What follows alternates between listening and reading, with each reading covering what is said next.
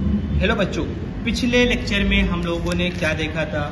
पिछले लेक्चर में हम लोगों ने मास के बारे में पढ़ा था, वेट के बारे में पढ़ा था और आपको बताया था मैंने कि मास क्या होता है, चेंज नहीं होता है। वेट जो होता है वो हर जगह पे चेंज होता है। इसके लिए मैंने एग्जांपल भी लिया था आपको और बताया था कि मान लीजिए कि आप 40 किलो के हैं, तो 40 किलो के हैं तो मतलब इसमें उसमें आपकी ग्रेविटी भी है। क्या है आपका? उसमें ग्रेविटी भी है। उसका मास जो होगा वो मास वेरी नहीं करेगा। तो इसका मतलब कोई आपसे पूछे कि आपका मास कितना है, तो आप क्या बताओ, उसमें से जी की वैल्यू क्या कर दो। मान लो कि आप 40 किलो के हो तो आप वहां से क्या करो, जी की वैल्यू पहले कैंसिल करो, ठीक है ना। जो बचेगा वो आपका मास कहलाएगा। कोई आपसे पूछे कितना वेट है आपका, तो वेट में आपको जी की वैल्यू आप मल्टीप्लाई कर दो, ठीक है ना। इस तरीके से आप कर सकते हो। और आपको नहीं समझ में आएगा कि कैसे करना है सर, तो मान लो कि आप 40 किलो के हो तो इसमें से आपको क्या करना होगा, हमें पता है। कोई आपसे पूछ ले कि आप 50 किलो के हो, आपका वेट कितना है, तो आप क्या करो, इसमें 50 में से 9.8 को डिवाइड कर दो। डिवाइड कर दोगे जो आ जाएगा वो आपका क्या हो जाएगा, मास हो जाएगा, ठीक है ना। इस तरीके से हमने देखा था। आज का हमारा जो होगा टॉपिक वो होगा अर्थ ग्रेविटेशनल एक्सीलरेशन। बहुत ही ज़्यादा इंपॉर्टेंट, बहुत इंपॉर्टेंट है। इस यहाँ से कुछ क्वेश्चन भी आएंगे, कुछ न्यूमेरिकल्स भी आते हैं, बट आज के लेक्चर में हम लोग ओनली इसका क्या देखेंगे, थ्योरी देखेंगे। जब प्रॉब्लम सॉल्व करेंगे तो वहाँ पे हम लोग इसका क्वेश्चन सॉल्व करेंगे, देखेंगे। पहले आज थ्योरी कॉन्सेप्ट क्लियर कर लेते हैं। अब न्यूटन बाबा ने क्या दिया? न्यूटन बाबा ने 3 लॉज दिए थे बहुत सारे उसके मोशन के। तो 3 लॉज में से सेकेंड लॉ का अकॉर्डिंग क्या हुआ था, according to the Newton's second law of motion, a force acting on the body result in its acceleration। भाई किसी के ऊपर फोर्स लगाओगे तो उसमें क्या होगा, एसिलेरेशन प्रोड्यूस होगा। देखो ये पेन है, पेन को मैं धक्का दे रहा हूँ, धक्का पुश कर रहा हूँ तो इसके अंदर एसिलेरेट हो रहा है। एसिलेरेशन क्या है, वहाँ पे चेंजिंग होना, टाइम के अकॉर्डिंग पे उस पर वहाँ पे चेंजिंग होना, the rate of change of, तो उसमें क्या बोलता है, उसको एसिलेरेशन बोलते हैं, ठीक है ना। तो ये सेकेंड लॉ से हमको समझ में आया था। The earth exert gravitational force on an object near to it. ये लाइन आपने बार बार पढ़े हो, फिर यहाँ भी आ गया।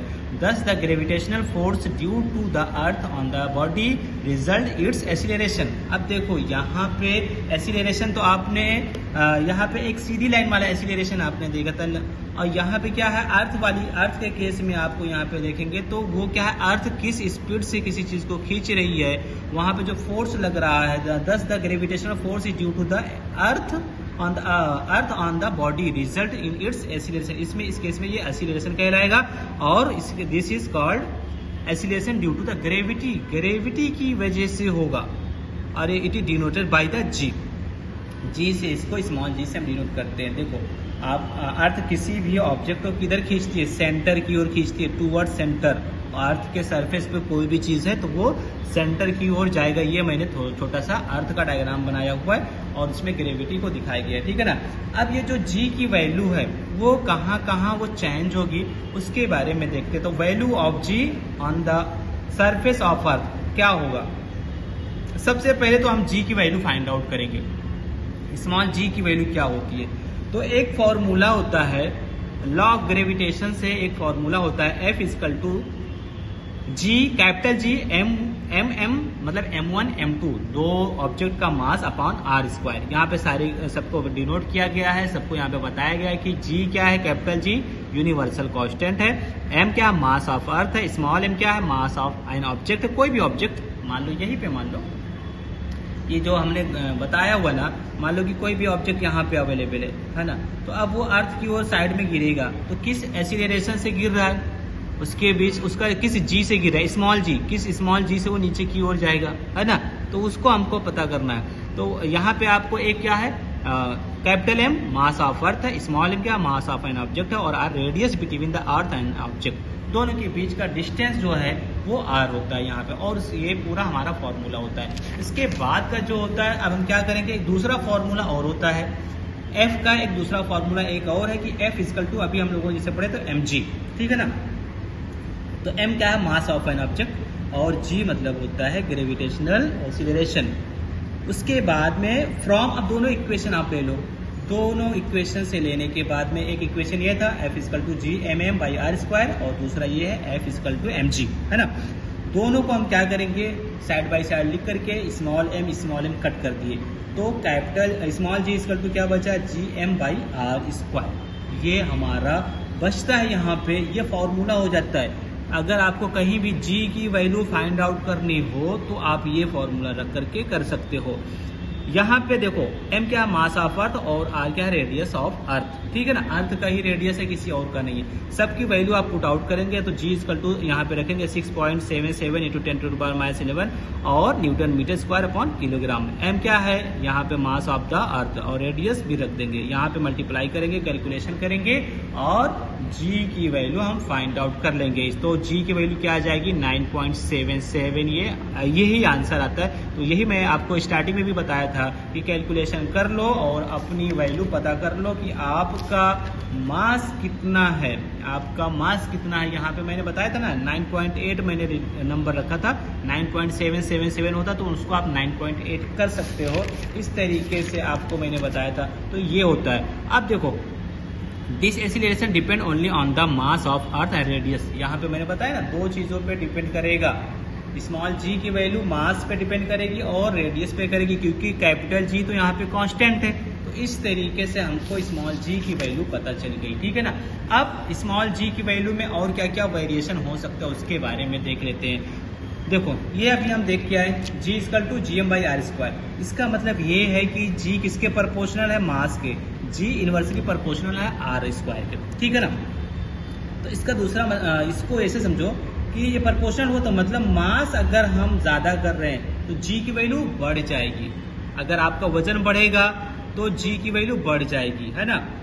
और मतलब टोटल वैल्यू, उसके बाद में अगर मास कम है तो g की वैल्यू लेस हो जाएगी, ठीक है ना। अगर अभी हम g के लिए देखो, अर्थ के लिए g की वैल्यू बहुत ज़्यादा हुई क्योंकि अर्थ का मास बहुत ज़्यादा है, ठीक है ना। अर्थ अब वहीं पे रेडियस की यहाँ पे देखो ये रेडियस के इनवर्सली प्रोपोर्शनल है। तो अब क्या होगा, रेडियस मोर करोगे तो g की वैल्यू क्या होगी, घटेगी। एक बढ़ेगा एक घटेगा भाई। अगर यहाँ पे रेडियस ज़्यादा दूरी कर रहे हो तो क्या होगा, g की वैल्यू।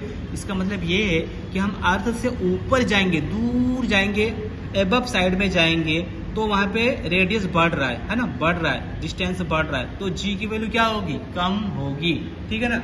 अगर रेडियस लेस करोगे तो g की वैल्यू ज़्यादा होएगी। कैसे, अगर आप अर्थ के अंदर जाओ तो g की वैल्यू इंक्रीज करेगा, ठीक है ना। इस तरीके से और क्या क्या वेरिएशन होता है इसके बारे में देख लो।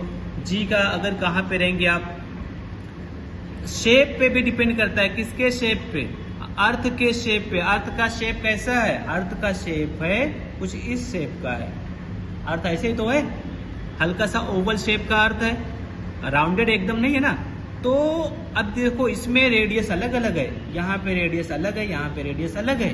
तो अगर आप इस साइड में रहोगे तो g की वैल्यू कुछ और रहेगी। वहाँ पे r कम हो गया ना, यहाँ का रेडियस कम हो गया, और यहाँ पे हो तो रेडियस ज़्यादा है, यहाँ का डिस्टेंस ज़्यादा है। तो अगर आप इस साइड में खड़े हो यहाँ पे तो g की वैल्यू ज़्यादा होगी। क्यों, क्योंकि r कम हो रहा है, r कम हो रहा है। तो अभी हमने फॉर्मूला पढ़ा ना, r लेस होगी तो g की वैल्यू मोर होगा। यहाँ पे ऊपर में आप देखो r की वैल्यू लेस होगी तो g की वैल्यू मोर होगा, ठीक है ना। अभी दिखा यहाँ पे r की वैल्यू कम किया तो g की वैल्यू बढ़ गई। तो यहाँ पर भी देखो अर्थ इस शेप का है, तो वही तो चीज़ बताया आपको कि अगर इस साइड में आप खड़े हो, ठीक है ना, अर्थ बल्जेस, यहाँ पे बताया गया कि अर्थ क्या होता है, बल्जिंग होता है, मतलब ऐसे साइड दोनों साइड में रहता है at equator and is flatter at the pole.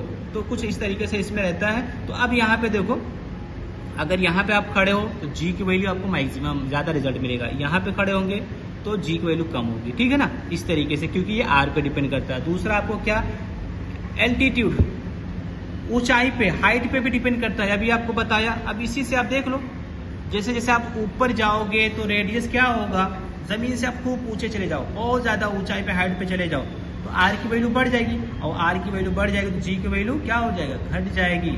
तो यहाँ पे इसी के हिसाब से सारा कॉन्सेप्ट है, चेंजेस विद हाइट, ठीक है ना।